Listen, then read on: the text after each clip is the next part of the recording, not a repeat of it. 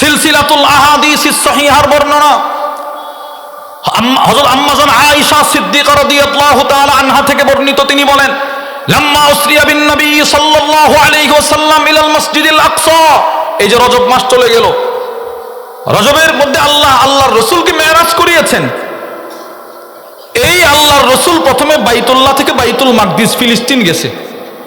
এর পরের দিন সকালে আয়েশা শুধু এই কথাটা কাফেরদেরকে বলছে, এই শোনো, আমি গত রাত্রে বাইতুল্লাহ থেকে বাইতুল মাকদিস গেছি।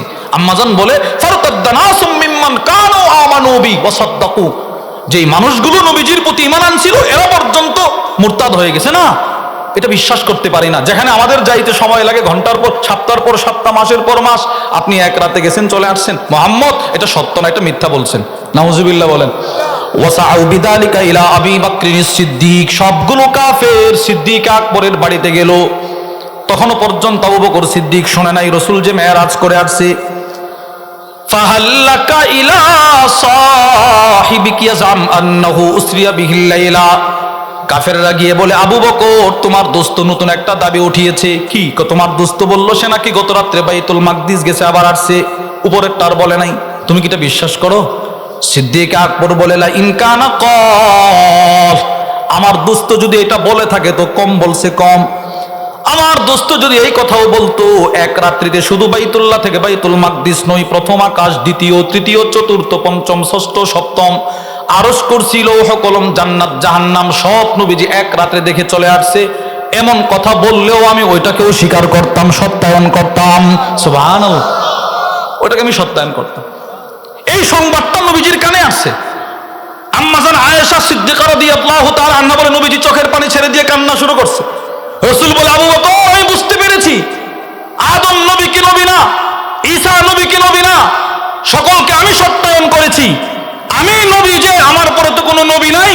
আমার মনে একটা কষ্ট ছিল, আমি বুঝেছি নবীদের পরে একটা স্তর, সিদ্দিকদের স্তরটা আল্লাহ আপনাকে বুঝি দান করছে। নবুয়তের পরের একটা মর্যাদা হলো সিদ্দিক।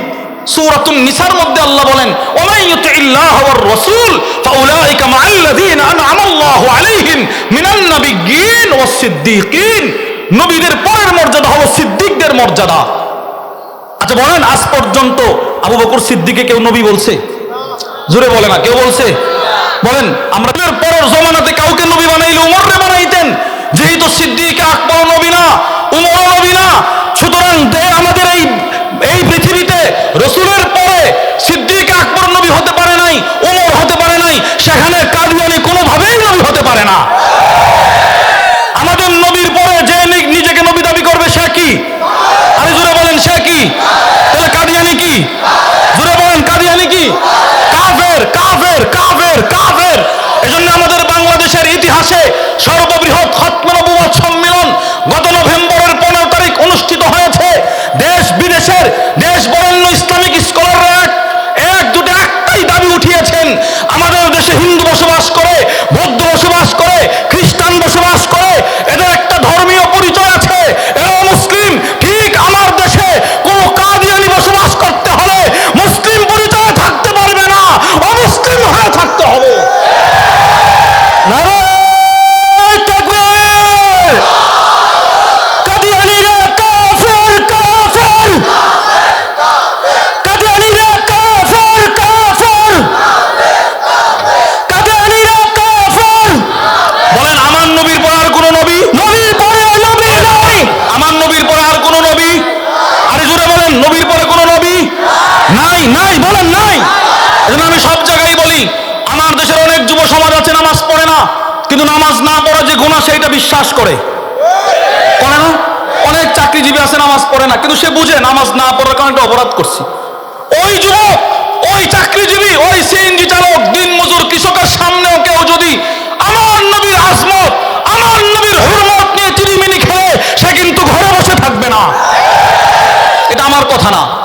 বর্তমান বিশ্বের সবচেয়ে বড় আলেম যাকে বলা হয় আল্লামা শাইখুল ইসলাম তাকি উসমানী হাফিজাহুল্লাহ, তার বিখ্যাত বুখারীর উর্দু সরা ইনআমুল বারির প্রথম খণ্ডে তিনি নিয়ে আসছেন। আমি যে কথাটা বললাম, অনেকে আছে নামাজ পড়ে না, ইবাদত করে না, কিন্তু সে বুঝে এটা গুনাহ করছে। ওর ভিতরে যে নবীর একটা প্রেম আছে, তিনি তার একটা দৃষ্টান্ত পেশ করছেন তার কিতাবে। তিনি বলেন, ইনআমুল বারির প্রথম খণ্ড 385 নম্বর পৃষ্ঠায় হযরত লেখেন, হিন্দুস্তানের এক মদখোর ছিল, মদখোর।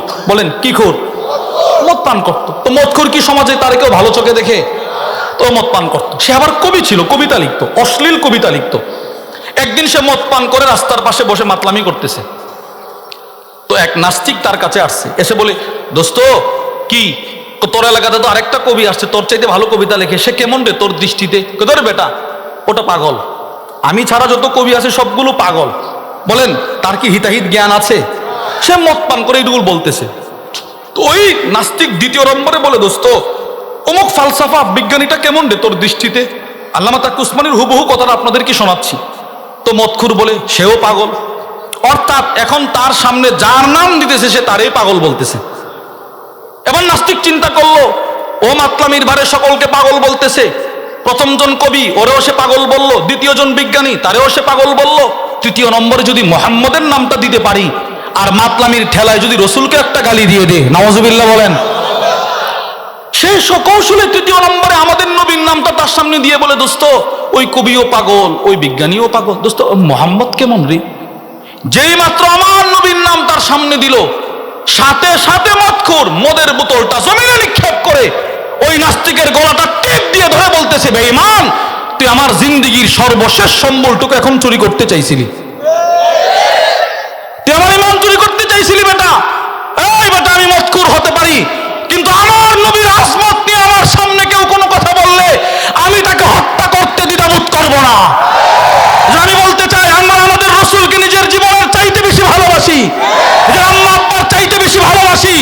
আমার নবীর আজমত, আমার নবীর হরমত, আমার নবীর খতম নবুয়তের দাবি আদায়ের জন্য যদি বড় আমাদেরকে ডাক দেয়, রাজপথে নিজের তাজা রক্ত ঢেলে দিতে কারা কারা প্রস্তুত আছে আমরা দেখতে চাই।